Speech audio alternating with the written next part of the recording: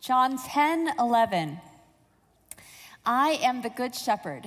The good shepherd lays down his life for the sheep. The hired hand, who is not the shepherd and does not own the sheep, sees the wolf coming and leaves the sheep and runs away, and the wolf snatches them and scatters them. The hired hand runs away because the hired hand does not care for the sheep. I am the good shepherd. I know my own, and my own know me, just as the Father knows me, and I know the Father, and I lay down my life for the sheep. The word of God. You may be seated. I'd like you to raise your hand if you have ever seen a shepherd at work. Okay. I see a couple. Okay, I want you to keep your hand up if you have a friend that is a shepherd or owns sheep. Is there anyone? Okay, I have 1, 2. Very good. Okay, 3 maybe. All right, so we are far removed from the people Jesus is talking to in John chapter 10 when he says, I am the good shepherd. The closest I've gotten to seeing sheep is the sheep shearing at the 123 farm in Beaumont. It's a great experience to go out there and see them shear the sheep. That's great. The only sheep that I know personally are these two, Eleanor and Eric. And coming up, Desmond will be in that same sheep costume as well. The only animals grazing around the hills at our house off Retchie Canyon are these wild donkeys. That is our backyard off Retchie Canyon, and the donkeys come, and we need to get a fence because my mother-in-law spent, 4 or 5 hours trying to shovel poop one time when she visited because the donkeys are something else, but we love seeing them. They're our wildlife, but they are not sheep. I don't own sheep. I never cared for sheep. I don't have any friends who have sheep. I have a cousin who has some goats. When Jesus says he is the good shepherd, I have to use my imagination. So sometimes I imagine someone soft and gentle, holding a little lamb, perhaps a little smelly, dirty, maybe looked down on, a little isolated, off on their own, caring for some pretty unintelligent herd animals. That's what I think of when I think of shepherd. So what does Jesus mean when he says, I am the good shepherd? We're in part 2 of a 3-week series called Jesus Is. And last Sabbath, Pastor Icky shared with us a wonderful message about having all of us look back to the original.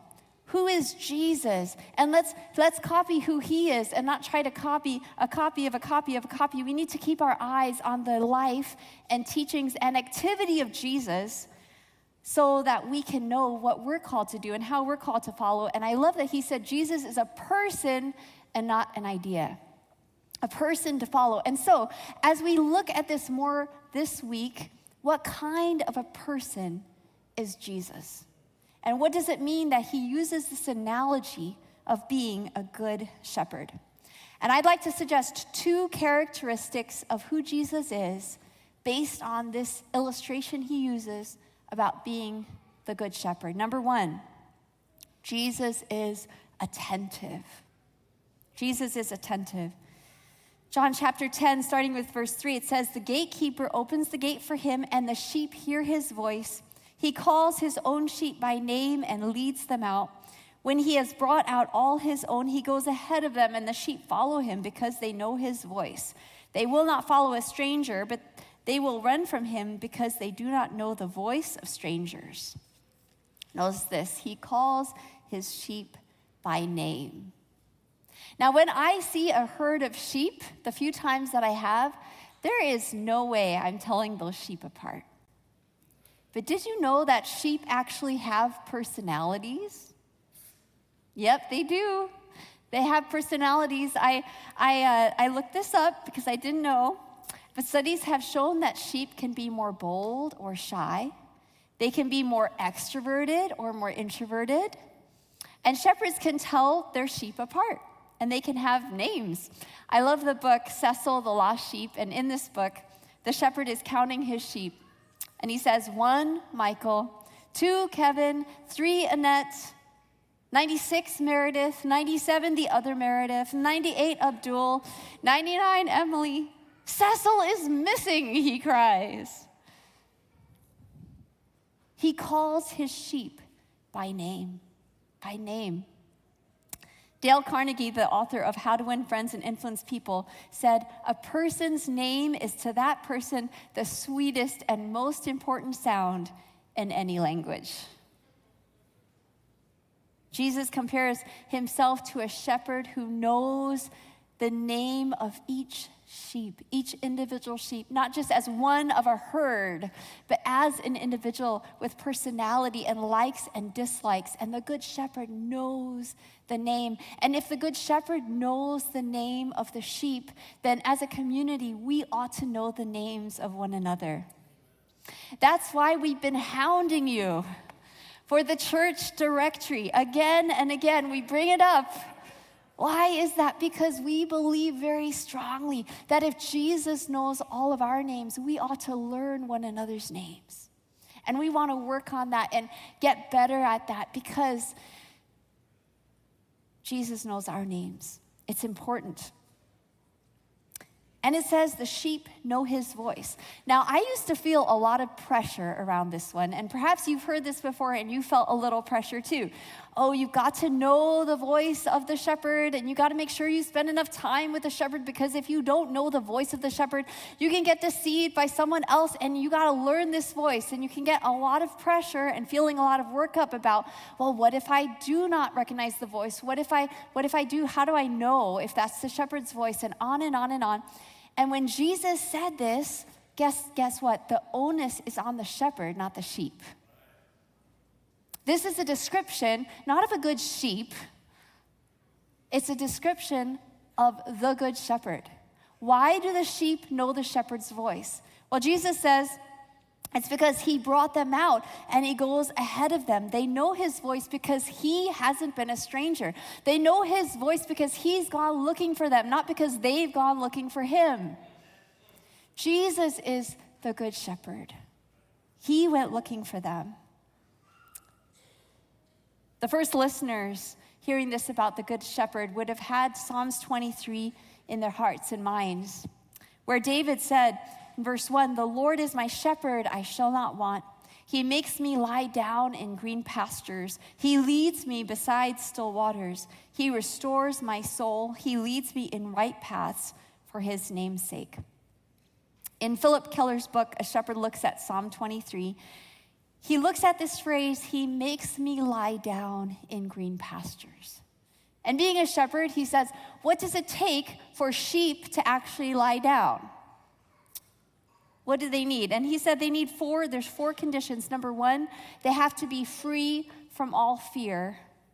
Number 2, they have to be free of friction with others in the group. Number 3, they have to be free of flies and parasites. And number 4, they have to be well fed. No fear, no friction, no flies, and well fed. That sounds pretty human, don't you think? We have a hard time relaxing, a hard time lying down, a hard time sleeping when we're feeling scared, when we're struggling with a relationship, when we're dealing with mosquitoes, my word. The rains came, the mosquitoes came, and we have had interrupted nights since that happened. Dealing with mosquitoes or feeling hungry. It's hard to sleep. Jesus is the good shepherd that cares about how we're doing, not just spiritually, physically, mentally, emotionally, relationally. I'm doing a discipleship class with the conference right now, and as part of that, we encourage members to read Psalms 23, linger in it, spend some time with it, and ask Jesus, where am I at spiritually, physically, mentally, emotionally, relationally? Where am I at? Spend some time in the psalm thinking about that. Maybe do some journaling, jotting some things down. Where am I at? And then, this is the best part. What is on your heart for me? Jesus in each one of these areas? What is on your heart for me? If you want to explore a bit more Psalm 23 from an emotional health perspective, I highly recommend this book called The Lord is My Courage by K.J. Ramsey. She takes each phrase of the psalm, and as a therapist and a woman who lives in a constant pain from an autoimmune disease, it's a breath of fresh air, her book. Jesus wants to restore our soul, our breath, our very life. And that's what gets me excited about the journey we're about to go on with the Lift Project. We mentioned it already. This is a chance for us to be reminded of the practical ways that God longs for us to experience well-being and what that looks like, and to explore it together in community. And so I really encourage you to think of 2 or 3 people, 2 people that you could get together with regularly for 6 weeks in a public place. If you're open, we'll send people your way. We'll let people know. We'll list your group. And it could be during the week. It could be at work, in your neighborhood, at a park, wherever it is, to gather together and encourage each other on each one of these challenges on well-being. God cares not only about your emotional health, your physical health, but God cares about your relational health, about your social health. The church picnic, yeah? You heard about it already?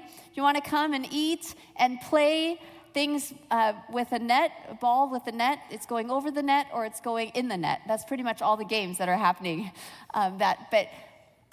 Come and make some friends, because God cares about your relational health, about your being in community, about your social life. On the other hand, John 10, verse 13, Jesus says, the hired hand runs away because the hired hand does not care for the sheep. And here's the sting in Jesus' words. From the end of chapter 9, we see that Jesus is talking to the religious leaders of the day. And he says, you do not care for the sheep. When Jesus says, I am the good shepherd, it's in contrast to them. Now imagine with me for a minute. This is our team, our pastoral staff. And imagine if I went into staff meeting one day and I said, guess what, everybody? I'm the good shepherd. Don't know about all of you, but I'm the one. I don't believe that. These are great people. I'm so glad to work with them. But imagine how that would feel.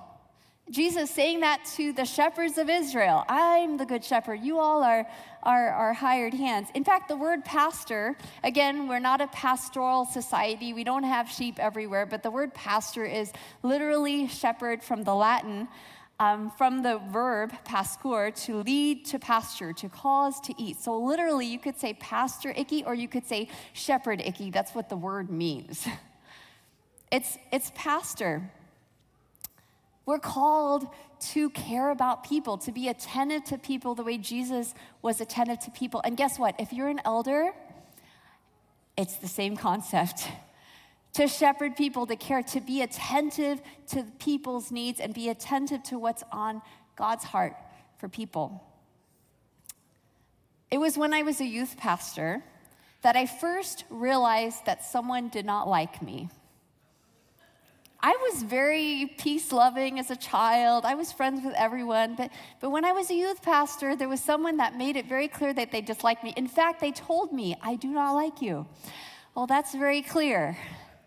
And I struggled, and I cried over this person.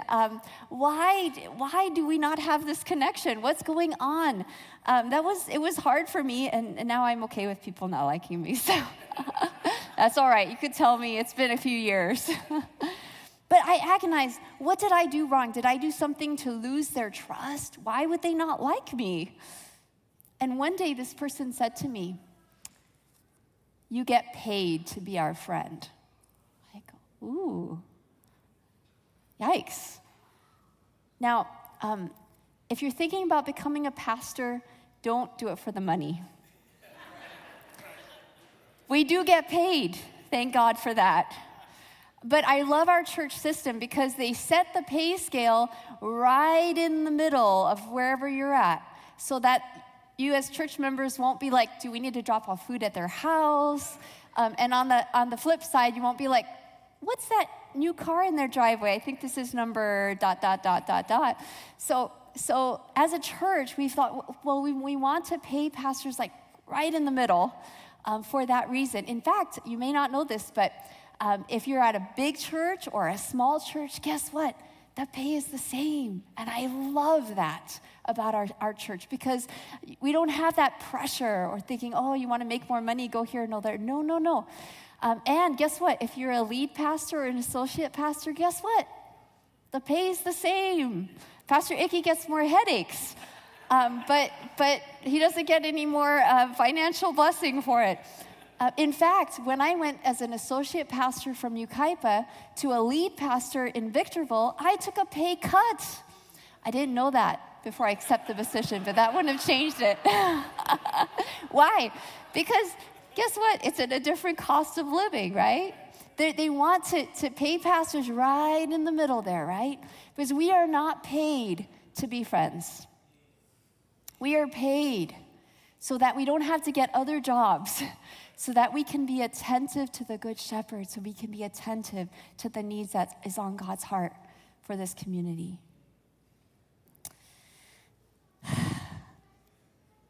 Talking to the shepherds of Israel, the Lord says, Ezekiel 34, 4-5, you have not strengthened the weak. You have not healed the sick. You have not bound up the injured. You have not brought back the strays. You have not sought the lost, but with force and harshness you have ruled them. So they were scattered because there was no shepherd, and scattered they became food for all the wild animals. Verse 15, God says, I myself will be the shepherd of my sheep, and I will make them lie down, says the Lord God. Remember what they need to lie down? Freedom from fear, no flies, no friction, well-fed. God says, I will make them lie down. I will seek the lost. I will bring back the strays. I will bind up the injured. I will strengthen the weak. But the fat and the strong I will destroy. I will feed them with justice. Tough words from the prophet Ezekiel.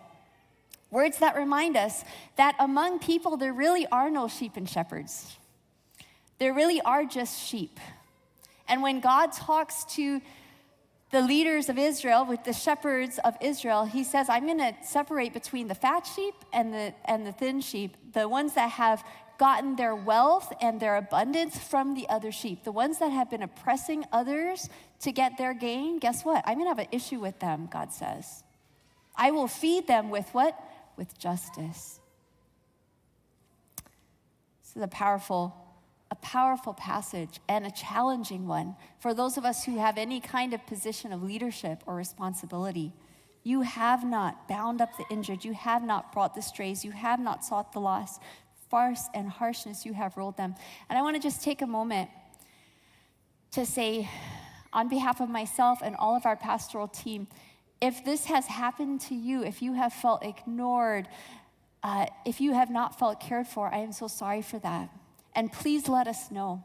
I had an experience one time back in Victorville where a long time later, someone told me that they had been hurt and they had been disconnected from the church because I had been out in the lobby and they had told me that one of their siblings had passed away. On Sabbath, they told me that. And I did not call them afterwards to check in with how they're doing. And what happened was I was running around doing something before preaching or whatever, and it went in one ear and out the other. There is one good shepherd. Jesus is the good shepherd. And those of us who have a title, shepherd or pastor, we're seeking to be attentive.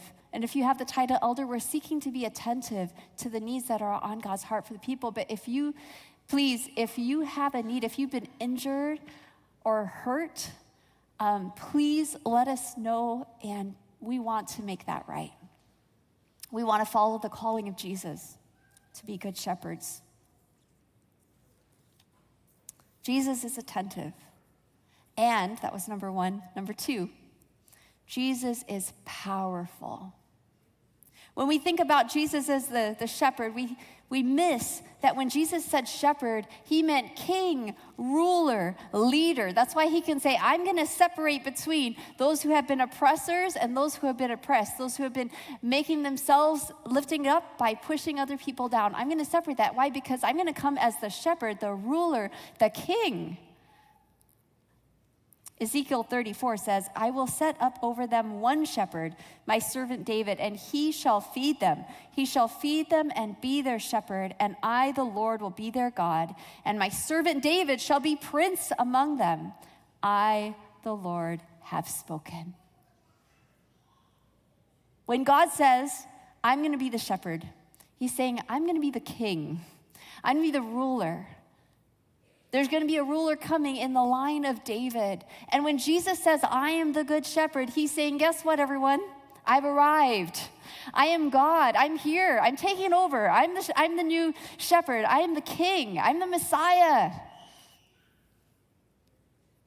He declares himself to be the rightful ruler of Israel. And then he says something audacious and crazy and says, guess what? I have the power, not just of Israel, not to be ruler, to be Messiah. I have power over life itself.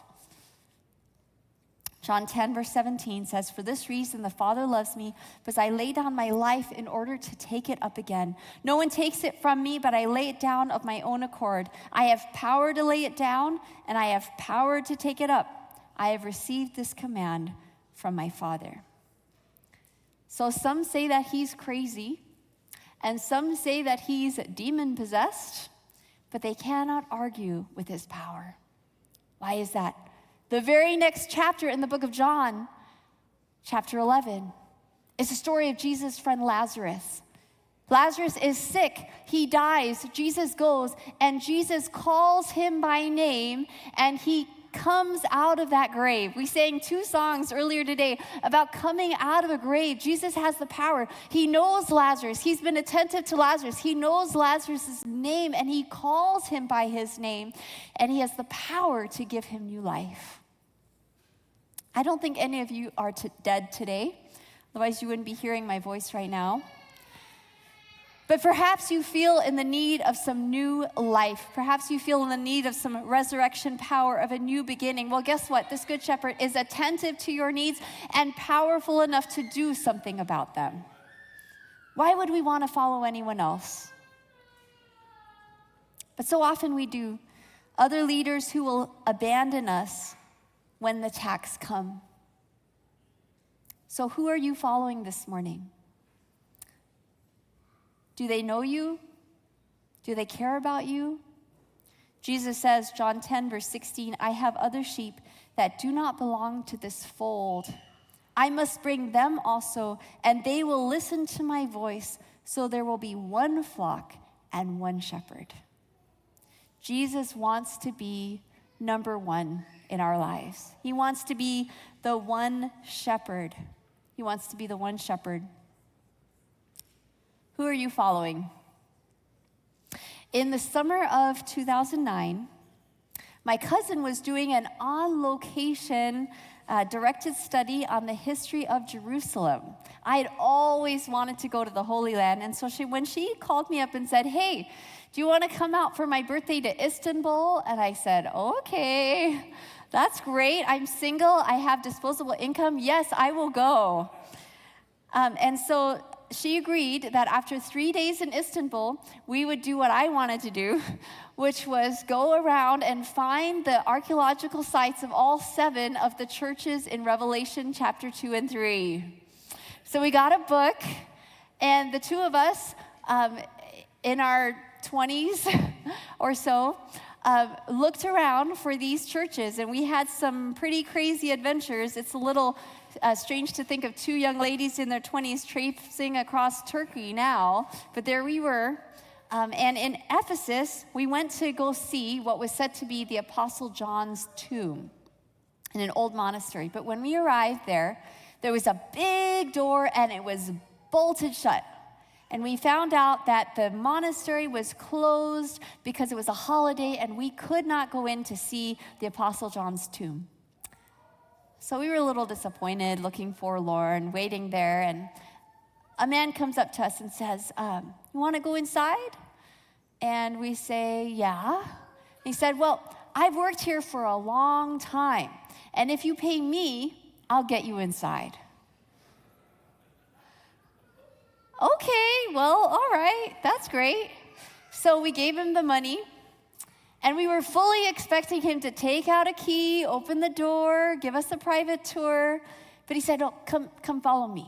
Like, okay, it's a little weird.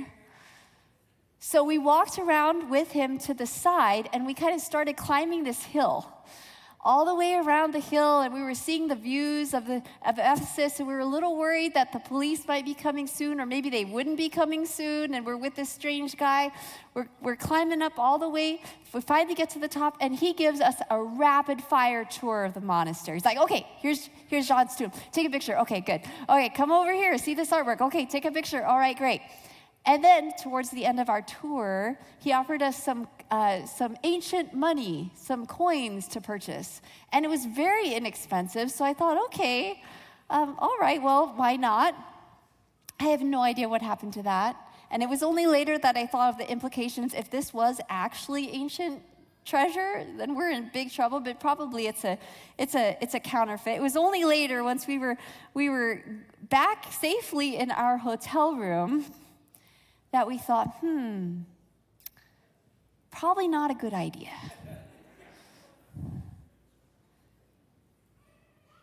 John 10, verse 8 says, all who came before me are thieves and bandits, but the sheep did not listen to them. I am the gate. Whoever enters by me will be saved and will come in and go out and find pasture. The thief comes only to steal and kill and destroy. I came that they may have life and have it abundantly. Jesus is the good shepherd. Jesus, attentive to our needs, powerful enough to call us from whatever pit we're in. Who else would we want to follow? So, as I was learning about sheep this week, I found Farm Sanctuary. And if you want to learn more, you can go to farmsanctuary.org/sheep. But get ready to have your heart broken by the stories of these farm animals. It's a rescue mission, and they have a place about 45 minutes north of LA. I learned the story of Biscuit. Biscuit was in a pen at a car auction, and his mother and younger brother had already been sold, and he was huddled alone in a corner, trembling from fear. Little Biscuit. A teenager, Tyler, was at the auction with her cousin and found the little sheep. And she climbed into his crate, she sat down, and he got right into her lap. She knew she had to take him home. So she called her mother. Mom, can we have a sheep? I don't want to leave without the sheep. And her mother said, okay, well, luckily they had a couple acres and they had space, so they said, okay, well, when she heard then that the owner was planning on sending the sheep to the slaughterhouse, since the sheep hadn't been sold, then she said, okay, you can take the sheep home. So Tyler named the sheep Biscuit, and for the next year they were inseparable. Biscuit adored Tyler. But Tyler had to go to school, and unlike the little Mary had a little lamb, this sheep could not follow her there. So Tyler shared on Instagram that she created for Biscuit, I would just like for him to have a friend. I know he is very lonely when I'm not with him.